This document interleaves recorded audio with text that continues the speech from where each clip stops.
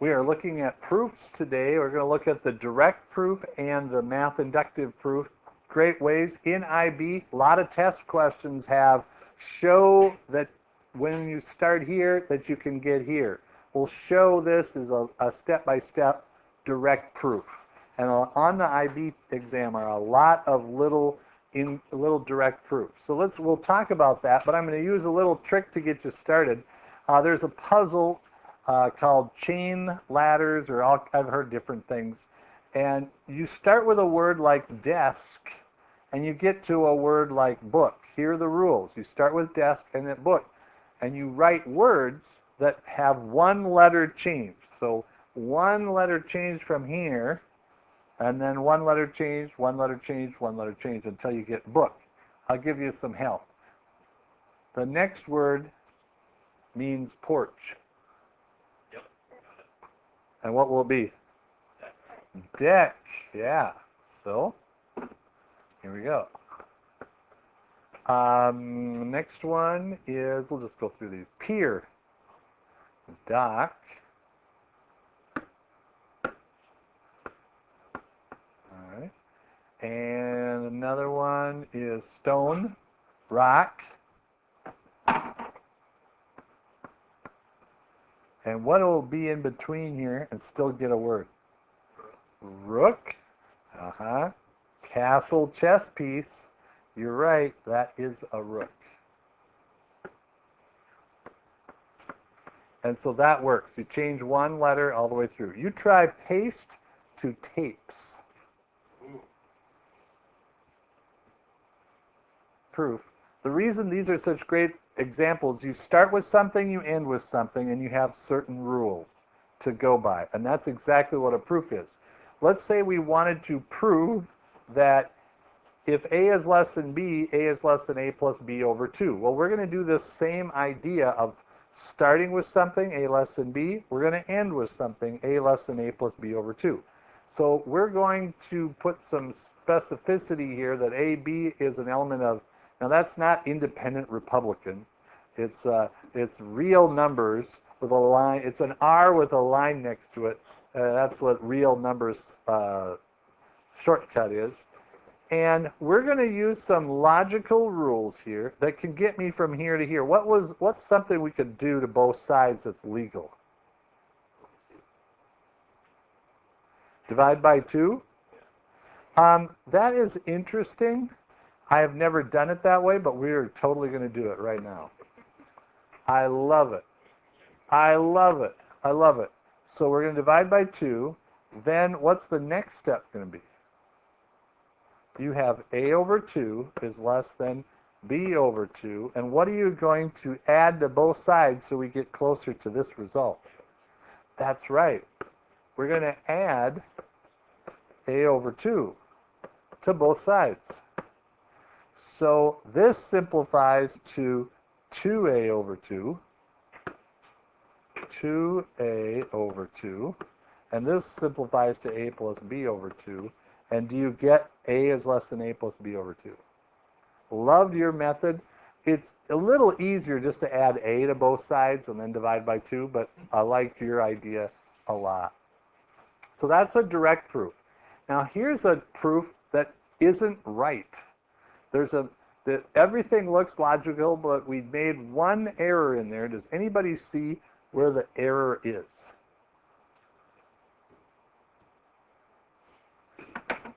Now's your favorite. Math induction. So when I look at math, do you remember math induction from 2 years ago? How many of you have never seen it, math induction before? It's a wonderful, wonderful way to prove things. It's going to seem pretty scary at first, but I want you to think of a ladder. Let's say I wanted to climb a ladder. What do I have to do first when I'm climbing that ladder? Take the first step, right? You can't climb a ladder unless you take the first step. Then what else do I need to be able to do?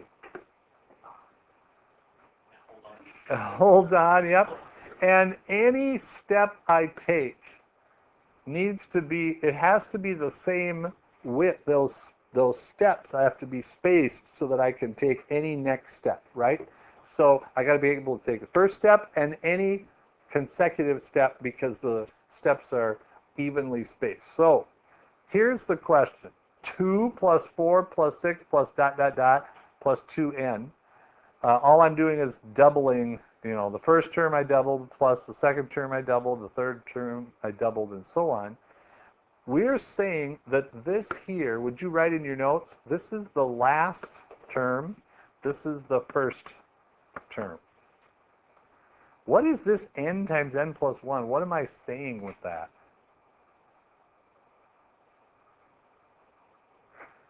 This thing is the sum equation formula. It's the sum equation. So this is the first term, this is the last one, and it's a general last term. And this is a general sum equation that says I can find the sum with just by putting the number of terms in, I can find the sum. That's pretty amazing. But do I know it works for everything? No.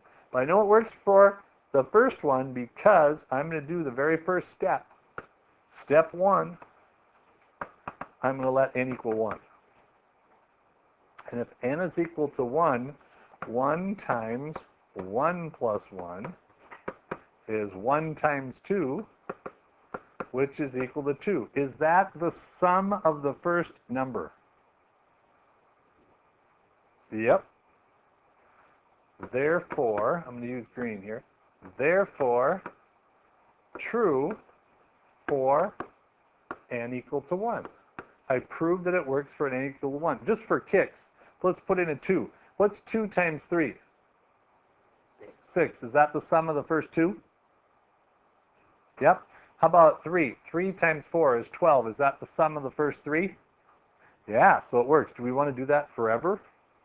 No. We got to come up with another way. So the other way is check the first one.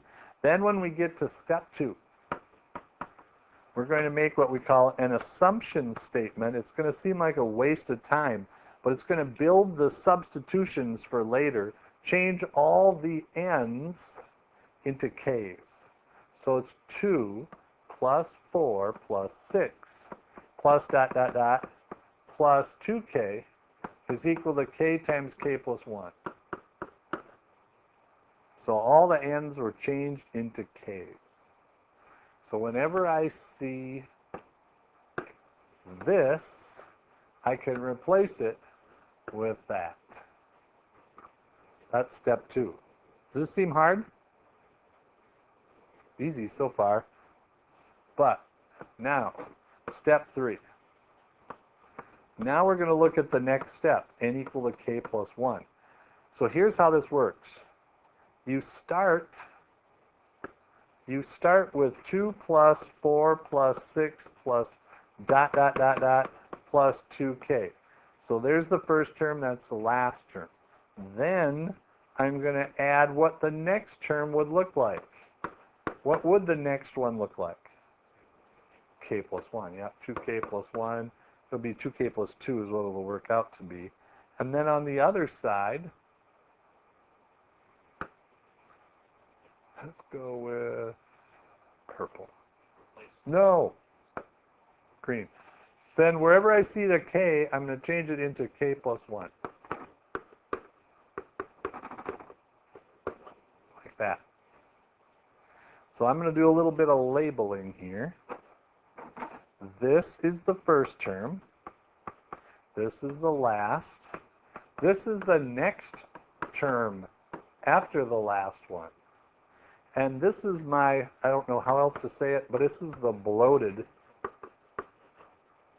sum equation. It's big. It's bigger than the sum equation before. Yeah, you could use that. All right, so now we're going to do the algebra to prove. We've proved that n is equal to 1. It's true. What about n equal to k plus 1? We're going to prove that. So first thing I'm going to do is, what is that equal to? What is that blue thing equal to? That's right. We can make that substitution. K times k plus 1. That whole thing goes away and we've got k times k plus 1. This is just 2k plus 2, isn't it? This is k plus 1 times k plus 2. Now, I'm just going to do a little algebra. Minus 2k, minus 2k, minus 2, minus 2. And this will just end up being k times k plus 1. This will be 0.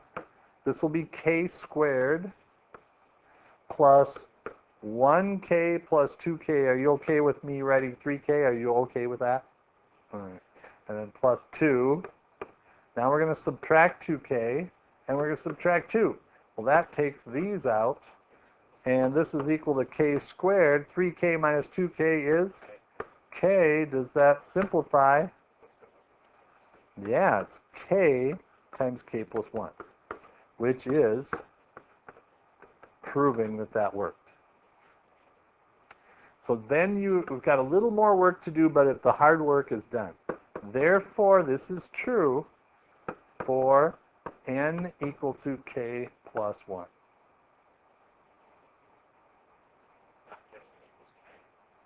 Right. Well, the n equal to k wasn't used in the proof. It was just used as a substitution to get rid of this thing. That's what that n equal to k was for. Then, last thing, make these big triangle of dots. Therefore, we'll restate what we know. We know it's true for n equal to 1. And it's also true for what? And n equal to k plus 1. Right? We proved that. Then, equation is true for all n greater than or equal to 1 by